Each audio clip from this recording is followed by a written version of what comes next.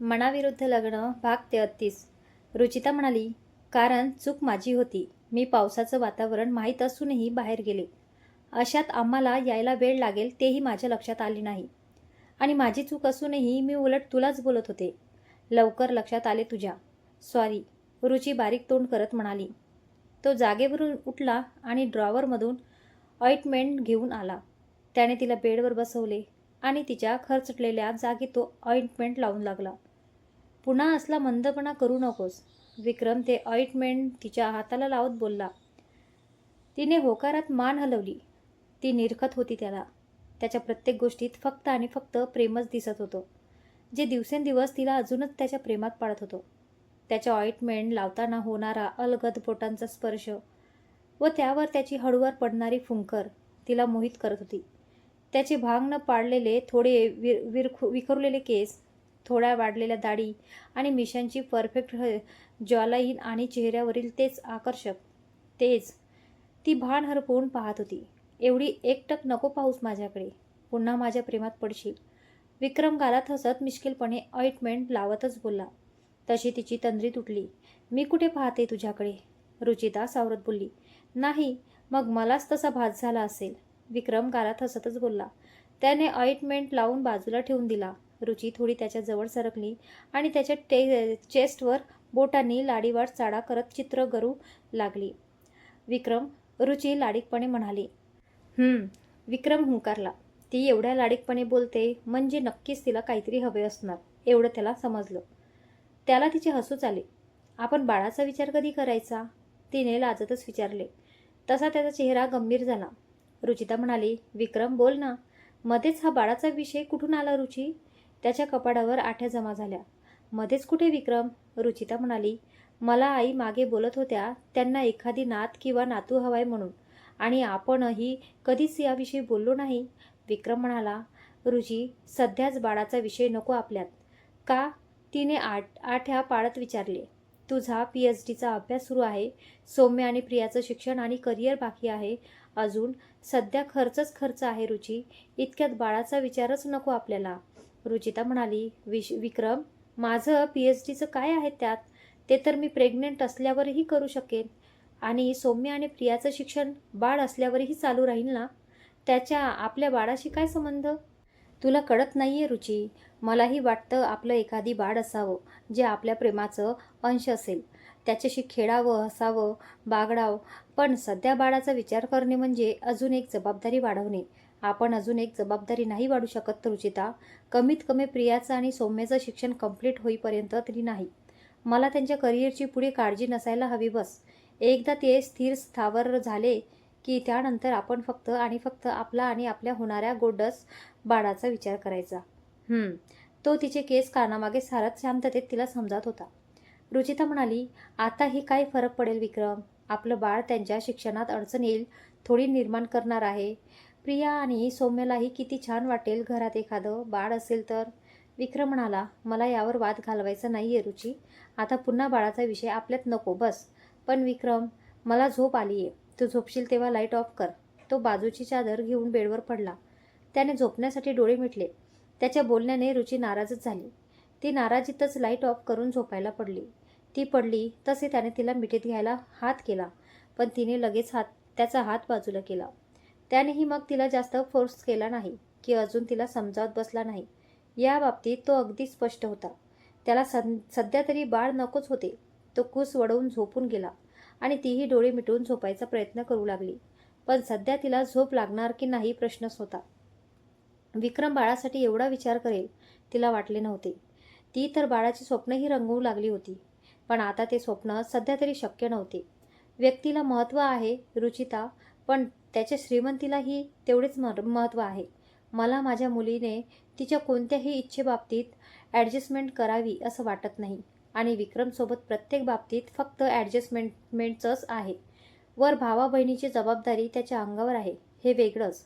त्यांचा खर्च, त्यांच्या शिक्षणाचा खर्च, घर खर्च, अधूनमधून लागणारे औषध पाणी, यातून कमाई उरेल तेव्हा तो तुझ्या इच्छेचा विचार करेल ना. बाबाचे बोललेले शब्द तिला आता जसच्या तसे आठवत होते. तिच्या एवढ्या मोठ्या काही अपेक्षा नव्हत्या त्याच्याकडून. तिने विक्रमला मला हे हवे ते हवे, कुठे फिरायला नाही यासाठी कधीही हट्ट केला नव्हता. तिच्या मैत्रिणींचे कुठले कुठले फिरायला जायचे, हनीमूनचे स्टेटस ती नेहमी बघायची, पण तिने कधीही विक्रमकडून तशी अपेक्षा केली नव्हती. तिने त्याचे प्रेम, त्याच्या परिस्थिती सकट स्वीकारले होते. त्याने बाळासाठी नकार दिला तेव्हापासून ती नाराजच राहायला लागली होती. भलेही त्याने फक्त आता बाळासाठी नकार दिला असला तरी ती गोष्ट तिच्या मनाला लागली होती. सौम्य प्रियाचे शिक्षण कंप्लीट व्हायला नाही म्हटले तरी बाळाचा वेळ होता आणि तोपर्यंत इच्छा असूनही बाळ होऊ न देणे म्हणजे एक प्रकारे तिच्या मातृत्वावर लादलेले बंधनच होते. पण तरीही ती विक्रमला बाळाबद्दल नंतर काहीच बोलली नाही. संध्याकाळी विक्रम घरी आला तशी जेवण उरकली. ती नाराज आहे त्यालाही कळत होते, पण या बाबतीत तरी तो नमणार नव्हता. सौम्य आणि प्रियाच्या आधी तो स्वतःचा विचार करूच शकत नव्हता. कदाचित परिस्थिती खूप चांगलीही असती तरी त्याने हाच निर्णय घेतला असता. काहीही झालं तरी त्याच्यासाठी भाऊ बहीण आधी होते, पण रुचीला कसं समजावावं त्याला कळत नव्हते. ती नेहमीप्रमाणे रूममध्ये आरशासमोर उभी राहून बॉडी लोशन लावत होती. तोच तिच्या भोवती मजबूत हाताचा बेडका पडला. विक्रमने तिला पाठीमागून मिठीत घेतले होते. तो आरशातून तिच्याकडेच पाहत होता. त्याने मिठीत घेतलेले तसे तिचे बॉडी लोशन लावणारे हात थांबले. रुची, चल आपण मस्तपैकी बाहेर लॉंग ड्राईव्हरला जाऊ. खूप दिवसाचं कुठे गेलोच नाही ना. तशी ही झोपायची वेळ व्हायची आहे अजून. तो हनुवटी तिच्या खांद्यावर टेकवत म्हणाला. त्याची दाढी तिला तिच्या उघड्या खांद्यावर टोचत होती. ती किंचित शहारली. मला नाही जायचं विक्रम, तू जा, तुला हवं असेल तर. रुची तिच्या भोवतीचा हात काढत बोलली. मी एकटा जाऊन काय करू रुची? लॉंग ड्राईव्हला असं एकटं जात असतं का? तसंही तुझ्याशिवाय आता माझं कुठे जायचं मन होत नाही. खरं तर तुला सोडूच वाटत नाही. जॉबवरही कसा तरी कुडत जातो, तो मिश्किल स्वरात बोलला. ती कमीत कमी त्याच्या या वक्तव्यावर नेहमीसारखी चिडून तरी काहीतरी बोलेल त्याला वाटलं होतं, पण यावरही ती शांतच. विक्रम प्लीज, माझं मूड नाहीये, तुला हवं तर तू जाऊ शकतोस, ती शांतपणे बेड नीट करत बोलली. एक वेळेस ती रुसून बसल्यावर तिचा अबोला झेलणे सोपं होतं, पण तिचा बोलूनही न दिसणारा हा अबोला सहन करणं त्याला खूप अवघड जात होतं. ना ती चिडत होती ना नेहमीसारखी बडबड करत होती. त्याने म्हटलं ते सर्व कोणतंच प्रत्युत्तर न देता ऐकत होती. त्याला वाटलं होतं त्याने बाळासाठी नकार दिल्यावर ती आणखी त्याला त्यासाठी मनवण्याचा प्रयत्न करेल, पण तिने असं काहीच केलं नव्हतं. ना ती त्याच्यासाठी त्याच्या मागे लागली होती ना त्याविषयी त्याला काही बोलली होती. ती बेड नीट करून बेडवर झोपायला पडली. तो तिथेच उभा राहून तिच्याकडे पाहत होता. थोड्या वेळाने लाईट ऑफ करून तो तिच्या बाजूला झोपला. त्याने नेहमीप्रमाणे तिला मिठीत घ्यायला तिच्या पोटावर हात टाकला. मला मोकळं झोपायचंय विक्रम, ती बोलली शांततेतच. तसा त्याने तिच्या पोटावरचा तिला मिठीत घेण्यासाठी टाकलेला हात काढला. ती थोड्या वेळाने झोपी गेली, पण त्याला झोप लागत नव्हती. तो तिच्या चेहऱ्याकडे बघत होता एकटक. थोड्या वेळाने तो तिच्या जवळ सरकून तिच्या पोटावर हात टाकून झोपून गेला. निर्मला म्हणाली, रुची. रुचिता म्हणाली, हां आई. निर्मला म्हणाली, अशी शांत शांत का आहेस? विक्रम पुन्हा काही बोलला का तुला, तुम्ही भिजून आल्या म्हणून? रुचिता म्हणाली, नाही आई, तो काहीच बोलला नाही. त्यानंतर निर्मला म्हणाली, मग शांत का आहेस एवढ्यात? तुझ्या कॉलेजमध्ये काही झालं का? काहीही नाही आई, काही झालं नाही. बस आजकाल काम वाढले कॉलेजमधलं, एक्स्ट्रा क्लास चालू आहेत आणि त्यात PhDच्या अभ्यासातही ओढाताण होत आहे म्हणून. निर्मला म्हणाली, अगं मग कशाला करतेस एवढं काम? थोड्या दिवस सुट्ट्या घेऊन घरी आराम कर. किती दिवस झाले एकही सुट्टी नाहीये तुला. एवढी ओढाताण करून काम करशील तर असं होणारच ना. त्यात अभ्यासही असतो. एवढं थकल्यावर अभ्यासात तरी कुठून मन लागेल? रुचिता म्हणाली, नको आई, एवढ्यात नाही घेता येणार मला सुट्ट्या. नंतर कधी घेईल आता. अगं पण रुची, निर्मला बोलत होत्या की. रुची, माझं शर्ट नाही दिसत आहे, कुठे ठेवलाय तू? विक्रमचा रूममधूनच आवाज. याला नेहमी कसं शर्ट दिसत नाही याचं? जा बाई, तू शोधून त्याला त्याचं शर्ट दे. निर्मला त्यांचं लक्ष कामावर वळवत बोलल्या. रुचिता किचनमधला हात धुवून रूममध्ये आली. कोणतं शर्ट पाहिजे? ती सरळ कपाटाजवळ जात बोलली. तू माझ्यासाठी घेतलं होतं ते. विक्रम तिच्याजवळ पाहत बोलला. तो शर्टलेसच होता. ती कपाटात शर्ट शोधू लागली. तोच त्याने पाठीमागून तिला मिठीत घेतले आणि त्याचे दोन्ही हात तिच्या पोटाभोवती बंदिस्त केले. त्याच्या दाढी मिशा तिच्या उघड्या खांद्यावर घासत त्याने त्याच्या मिठी आणखी घट्ट केली. तशी ती शहारली. त्याच्या उघड्या भारदस्त छातीचा अगदी घट्ट स्पर्श तिच्या शरीराला होत होता. त्यामुळे ती विचलित होत होती. काय करतोयस विक्रम? ती अगदी हळूच अस्पष्ट आवाजात पुटपुटली. बोलत का नाहीयेस रुची? त्याचा आवाजात खूप आर्तता होती. दरवाजा उघडा आहे विक्रम, कोणीतरी येईल. प्लीज मला शर्ट शोधू दे. रुची त्याच्या प्रश्नाला दुर्लक्ष करून तिच्या भोवतीचा हात काढण्याचा प्रयत्न करत बोलली. अजूनही नाराज आहेस का माझ्यावर? मी बाळासाठी नाही बोललो म्हणून? तो बोलला तसे तिचे त्याच्या भोवतीचे हात काढण्याचा प्रयत्न करणारे हात थांबले. रडू कोसळणार होते, पण तिने ते मुश्किलने स्वतःला आवरले. ती काहीच बोलली नाही. मला माहीत आहे रुची, मी बाळाचा निर्णय परस्पर घेऊन तुझ्यावर लादला. तुला आता बाळ हवं असेल, नको असेल याचा विचारही केला नाही. विक्रम म्हणाला, पण प्लीज रुची, मला समजून घे ना. प्रिया आणि सौम्याच्या आधी मी स्वतःचा विचार नाही करू शकत. मी काही म्हटलेलेच नाहीये तू विक्रम. रुची बोलली शांततेतच. त्याने सुस्कारा टाकत तिला स्वतःकडे वळवले. तुला वाटते का रुची, मला कळत नाहीये? आधीसारखी बोलत नाहीयेस, वागत नाहीयेस. मला मान्य आहे, मी सध्या बाळासाठी नकार दिलाय. पण मला कधीच बाळ नको आहे असे तर नाही म्हटले ना मी. मलाही आपले बाळ हवे आहे रुची, पण त्यासाठी फक्त थोडा वेळ मागितलाय तुझ्याकडे. तेवढाही वेळ नाही देऊ शकत का तू? तो बोलला. ती खाली मान घालून फक्त ऐकत होती. तिने त्याच्याकडे पाहिलेही नाही ना काही बोलली. विक्रम म्हणाला, रुची प्लीज बोल ना. मी बाळासाठी तुझ्या मागे नाही लागलीये विक्रम. तुझ्याकडे हट्टही नाही केला, दुसरं काही नाही. पण माझ्या इच्छेनुसार मी माझं मूडही नाही ठेवू शकत का? मला नाही बोलावं वाटत आहे सध्या. रुची शांततेच बोलली. तिचं बोलणं त्याच्या जिवारी लागलं. विक्रम म्हणाला, ठीक आहे, कधीपर्यंत तुला असंच राहायचं आहे ते सांग. मी प्रिपेअर करतो तोपर्यंत स्वतःला तुझ्या या असल्या अबोल्यासाठी. रुचिता म्हणाली, मला नाही माहीत. त्याने सुस्कारा टाकला. रुची प्लीज समजण्याचा प्रयत्न कर. मलाही आपलं बाळ हवं आहे, पण प्रत्येक गोष्टीसाठी योग्य वेळ हवी असते रुची. वाटलं आणि बाळाला जन्म दिला असं नाही होत. त्याचं संगोपन, त्याचं शिक्षण आपण नीट आणि चांगल्या प्रकारे करू शकतो का याचाही विचार करणे गरजेचेच आहे ना. आपण जसं ॲडजस्टमेंट करून जगत आलोय तसेच आपल्या बाळालाही जगवायचं का? होईलही ॲडजस्ट, पण मला माझ्या बाळाला ॲडजस्टमेंट करून त्याच्या इच्छेला मारून नाही जगवायचे. मला त्याला एक चांगली लाईफ द्यायची आहे. माझे भाऊ बहीण माझा विचार करून खूप बाबतीत सॅक्रिफाईस करतात, पण माझ्या बाळाला स्वतःच्या इच्छा सॅक्रिफाईस करायची गरज नसावी एवढंच मला वाटतं रुची. म्हणून वेळ मागतोय तुझ्याकडे. पण तू तेवढंही मला समजून घ्यायला तयार नसशील तर मला यावर पुढे काहीच बोलायचं नाहीये. तुला जसं वागायचं तसं वाग. डिसिजन बदलणार नाही हे सुद्धा लक्षात ठेव. विक्रम तिच्या भोवतीचे बंदिस्त हात काढत बोलला. रुचीने त्याच्याकडे पाहिले. डोळे पाणावले होते. तोही तिच्या डोळ्यात पाहत होता. रुची, दिसला की नाही शर्ट? इकडे येतेस का जरा? मला जायचं आहे. निर्मलाने आवाज दिला तशी त्याने आपली नजर वळवली. जा आई, आवाज देते येते. शर्ट शोधायची गरज नाही, मला माहीत आहे कुठे आहे ते. विक्रम कपाटाकडे वळत बोलला. तरीही ती तिथेच उभी होती. पाणावलेल्या नजरा त्याच्यावर गडल्या होत्या. रुची, निर्मलाने पुन्हा आवाज दिला तशी ती रूमबाहेर निघून गेली. विक्रम म्हणाला, it's not a good idea Deepak. इन्व्हेस्टमेंटसाठी बँकेतून लोन घेणे मला पटत नाहीये. एवढा वेळ घेतलाय, त्यात थोडा वेळ लागला तरी चालेल, पण मी बँकेतून लोन घेणार नाही. दीपक म्हणाला, पण बँकेतून लोन घेण्यासाठी प्रॉब्लेम काय आहे विक्रम? विक्रम म्हणाला, अति आत्मविश्वास असणेही बरोबर नाहीये दीपक.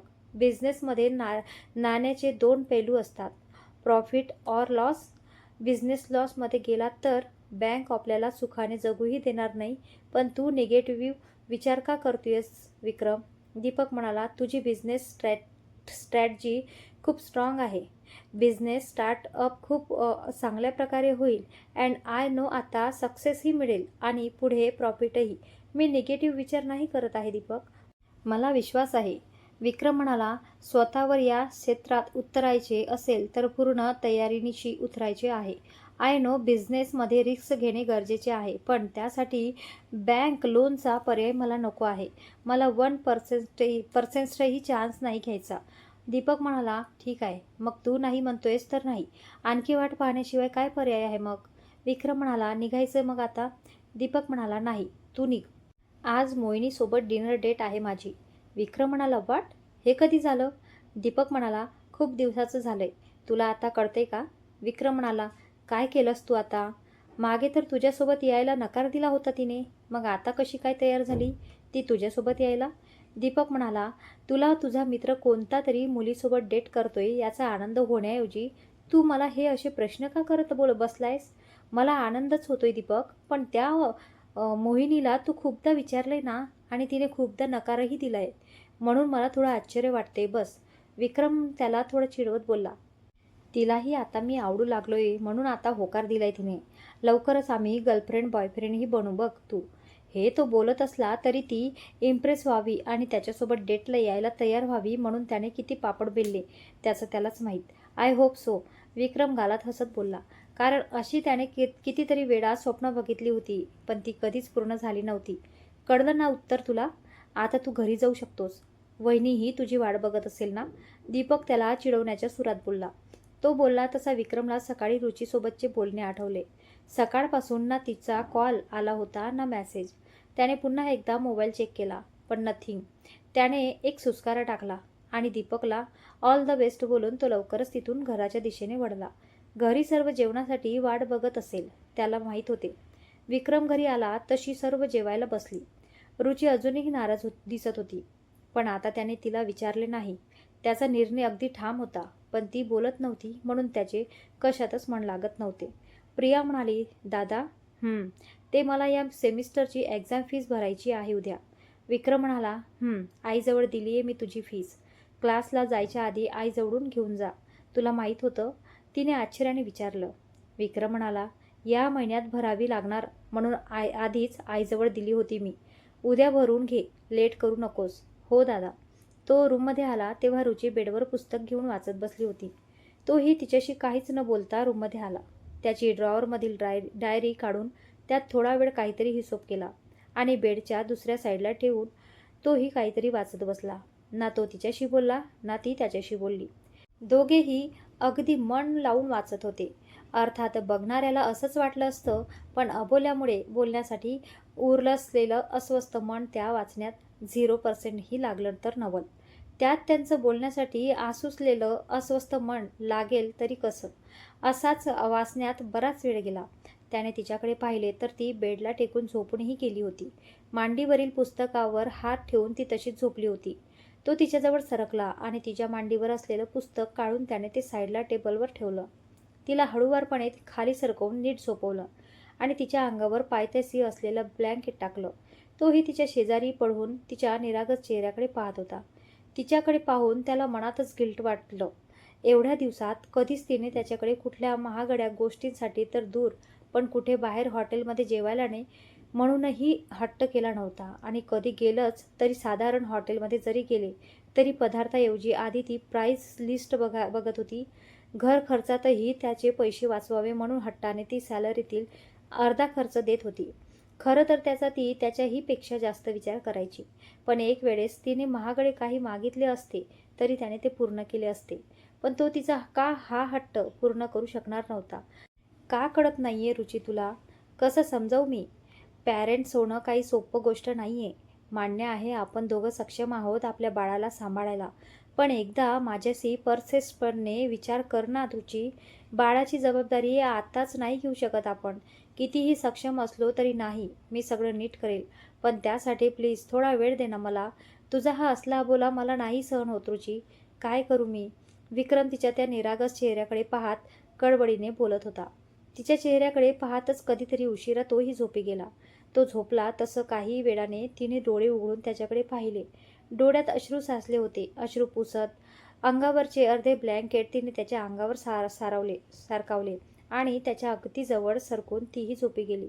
सकाळ उजाडली तसा रोजचा दिवस सुरू झाला. तिला सकाळी लवकरच जाग आली. डोळे उघडून पाहिले तर विक्रम म्हणाला तिच्या पोटावर हात टाकून झोपला होता. ती थोडा वेळ त्याच्याकडेच बघत राहिली. काही वेळाने तिने त्याचा हात बाजूला केला आणि कपडे नीट करून रूम बाहेर निघून गेली. निर्मला म्हणाली, रुची, आता दिवाळी दसरा जवळ आलाय तर घराची थोडी साफसफाई काढावी म्हणते. तुला काय वाटतं? हो आई, मीही तुम्हाला ते बोलणारच होते, पण तुम्ही काही करू नका. आधीच पायाचा त्रास आहे तुम्हाला. मला सवड मिळेल तशी मी करते साफसफाई. आई म्हणाली, अगं कशाला? दरवर्षी मीच करत असते.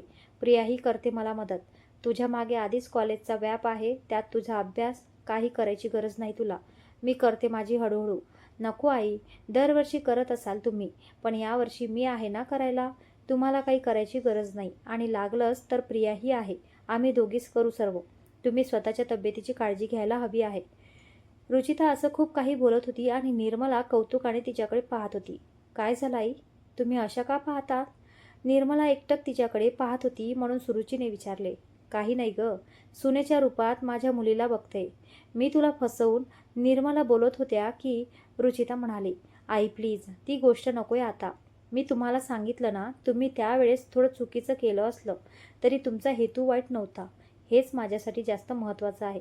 एवढं मुलींसारखं प्रेम करणारी आई मला दुसरीकडे कुठे मिळाली असती का? हो ग माझी बाय, तुझ्याशी बोलण्यात कोणी जिंकू शकत नाही, निर्मला हसत बोलल्या. तशी रुचीही हसली. ती थोड्या वेळाने रूममध्ये आली तर विक्रम ऑफिसची तयारी करत होता. तिने तिरप्या नजरेने त्याच्याकडे पाहिले आणि ती कॉलेजच्या तयारीसाठी कपाटातून साडी काढू लागली. ती आलीये याची जाणीव त्याला होती, पण ना तो तिच्याशी काही बोलला ना तिच्याकडे त्याने बघितले. त्याचं आटपून तो निघणार होता की विक्रम, रुचीने त्याला आवाज दिला. तसा तो जागीच थांबला आणि आश्चर्यमिश्रित नजरेने मागे वळला. ती बोलेल याची त्याला अपेक्षा नव्हती. ती अगदी त्याच्याजवळ येऊन उभी राहिली. तो गोंधळल्या नजरेने तिच्याकडे बघत होता. बोलत का नाहीयेस तू माझ्यासोबत? तिने थेट प्रश्न केला. मान्य आहे मी नाराज होते. मला सध्या बोलायचं नाही. मी म्हटलं होतं, पण मला कधीच बोलायचं नाही असं तर नाही म्हटलं ना मी. मलाही आपल्यातला हा अबोला नको होता, पण त्यासाठी फक्त थोडा वेळ मागितला होता तुझ्याकडे. तेवढाही वेळही नाही देऊ शकत का तू मला? डोळ्यात राग आणत बोलली. मी तेच बोलत होतो जे विक्रम तिला समजवण्यासाठी बोलत होता. तो मख्ख होऊन फक्त तिच्याकडे पाहत होता. तिचे हे बोलणे तर त्याला मुळीच अपेक्षित नव्हते. रुची म्हणाली, बोल ना आता, असा पाहत काय उभा आहेस? रुचिता, तुलाच तर. तो बोलत होता की रुची बोलली. गप्प बस, मी बोलत नव्हते म्हणून तूही बोलायचे नाही का? माझी नाराजगी दूर करण्यासाठी सोडून स्वतःच माझ्यासोबत अबोला पकडलास. मला कसे वाटले याचेही तुला काहीच वाटले नाही. काय बोलला होतास? जसे वागायचे तसे वाग. नाही बोलायचे असेल तर नको बोलूस.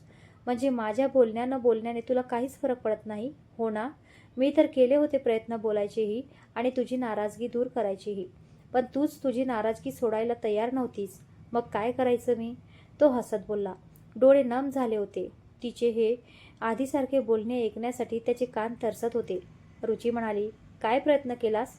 एक वेळेस फक्त लॉंग ड्राईव्हला घेऊन जातो बोललास, नंतर तर काहीच केले नाही. बायकोची नाराजगी कशी दूर करावी तेही नाही कळत का तुला?